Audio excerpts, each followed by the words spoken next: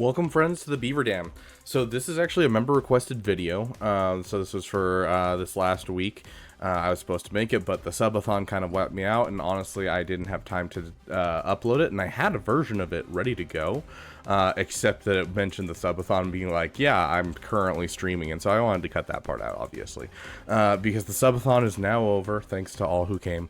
But we're talking about Relic 9s, and what makes an automatic Relic 9 in a roster. And so there's 4 basic ideas for who you should Relic 9.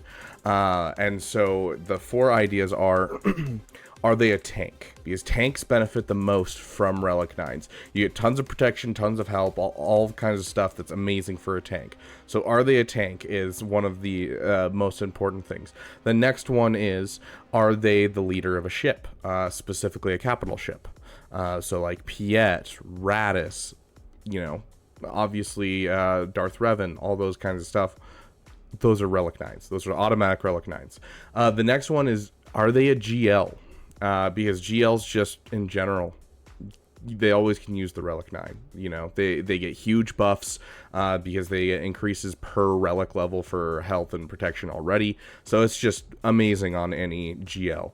And then the last one that we don't talk about very often is, do they use their health and protection for their damage? And so the obvious 2 that we always talk about when it comes to Galactic Legends is going to be right here. We have Leia Organa and Jedi Master Luke. And the reason we have these 2 people as an automatic Relic 9 is because they fit 3 of our things.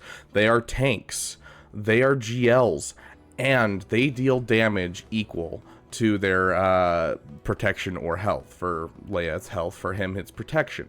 And so they deal true damage to target enemy based on 60% of Jedi Master Luke's base max protection, which can't be evaded. Amazing, absolutely insane. So Relic 9 is an obvious must-do on this character. It's the same thing with Leia, but I do want to submit something, and this is what the member-requested video is about. And it's funny because sometimes member-requested videos sound like jokes, but this one actually has a very, very solid basis in truth. And that is our boy, General Grievous. Now, he may not be a GL, he may not be a tank. In fact, he's probably the farthest thing from a tank, because every time you hurt him too much, he immediately pushes it off to someone else and says, hey, target them. So no, he doesn't fit those criteria. But he is the leader of a fleet that is meant to, you know, it can counter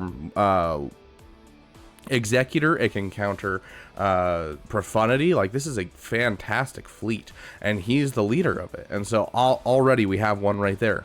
But more than that, everything that he does is based off of his max health. Deal physical damage to all enemies based on Grievous's max health. And the beautiful thing about having it based off of his health is that it's not reduced by, like, you know, oh, they can't be damaged by percent damage effects, because it's based off of his health and not their health.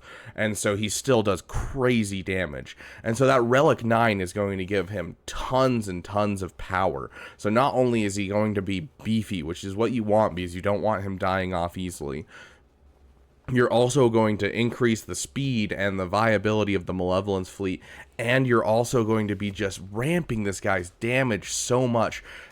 So, like, just taking a look at his current, where he's at right now on his max health, he has 131,000 on a Relic 5 Grievous right this moment. You're boosting that even more and even more. It's going to get to insane places. And you look at this ability right here. Deal physical damage based on Grievous's max health, as we said. But then if the target was already debuffed, they lose 10% of their max health, excluding raid bosses and Galactic Legends, which can't be resisted, and Grievous gains 10% max health for the rest of the encounter. I want you to keep in mind, this is exactly the same way that Supreme Leader Kylo Ren's works. There's 2 different pieces. There's the person loses health, and then Grievous gains health. And so, even if you're hitting a GL with this ability, it may not reduce their health, but it will increase General Grievous's health and therefore increases damage. And furthering this whole idea of, you know, what we're talking about and everything, the Stap has recently been added to the game. So think of this Relic 9 already there. Absolutely insane, right? If allies were separatist destroys at the start of the battle, whenever an ally inflicts pinned or target lock, they also deal bonus true damage. So that one's based off of their max health. So this will be reduced by the whole, you know, GLs and Malik and all of them that, you know, say, oh, hey, you know, no percent damage effects.